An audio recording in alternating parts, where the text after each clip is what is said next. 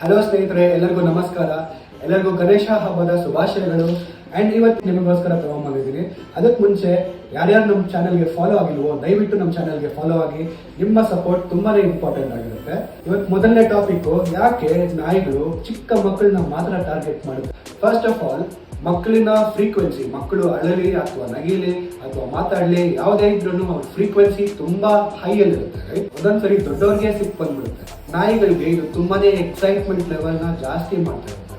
ಒಂದು ನಾಯಿ ಅಥವಾ ಮಗು ಅಪ್ರೋಚ್ ಆಗ್ತಿರುವಾಗ ಮಕ್ಕಳು ತುಂಬಾನೇ ಹೈ ಫ್ರೀಕ್ವೆನ್ಸಿಯಲ್ಲಿ ಮಾತಾಡೋದಾಗ್ಲಿ, ಅಳೋದಾಗ್ಲಿ, ಭಯ ಪಡೋದಾಗ್ಲಿ, ಅದೇನೇ ಆಗ್ತಾ ಇದ್ರೂ ಒಂದು ನಾಯಿಗೆ ಅದು ಎಕ್ಸೈಟ್ಮೆಂಟ್ ಲೆವೆಲ್ ಅಲ್ಲೇ ಇರುತ್ತೆ. ಆ ಫ್ರೀಕ್ವೆನ್ಸಿ ತುಂಬಾ ಹೈ ಆಗಿರುತ್ತೆ.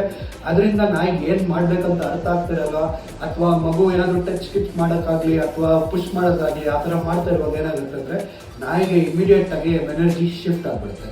ಸೊ ಆ ಎನರ್ಜಿ ಶಿಫ್ಟ್ ಆಗುವಾಗ ನಾಯಿಗೆ ಏನ್ ಮಾಡೋದಂತಾನೆ ಗೊತ್ತಾಗಲ್ಲ.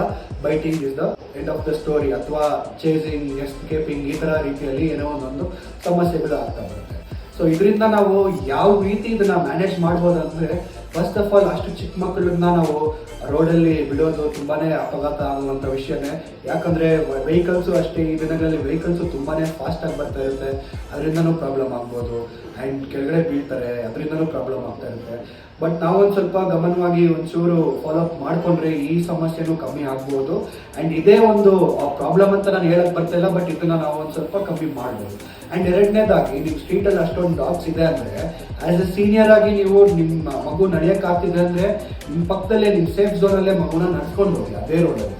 ಇನ್ ಬಿಟ್ವೀನ್ ಅಲ್ಲಿ ಯಾವುದಾದ್ರು ಡಾಗ್ಸ್ ಅಪ್ರೋಚ್ ಮಾಡಕ್ ಬಂತಂದ್ರೆ ನೀವು ಇಮಿಡಿಯೇಟ್ ಆಗಿ ಆಸ್ ಎ ಸೀನಿಯರ್ ಆಗಿ ಅದನ್ನ ಕರೆಕ್ಟ್ ಮಾಡಿ, ಅಥವಾ ಬೇರೆ ಏನಾದ್ರು ಹೈಯರ್ ಟೋನ್ ಅಲ್ಲಿ ನೀವು ಕರೆಕ್ಟ್ ಮಾಡಿದಾಗ ಆ ನಾಯಿಗೆ ಗೊತ್ತಾಗುತ್ತೆ ಈ ಮಗುನು ಸಹ ನಿಮ್ದೆ, ಇದನ್ನ ಯಾವುದು ನಾನು ಅಟ್ಯಾಕ್ ಮಾಡಬಾರ್ದು, ಇದಕ್ಕೆ ನಾನು ರೆಸ್ಪೆಕ್ಟ್ ಮಾಡಬೇಕು ಅಂತ ಗೊತ್ತಾಗ್ತಾ ಇರುತ್ತೆ.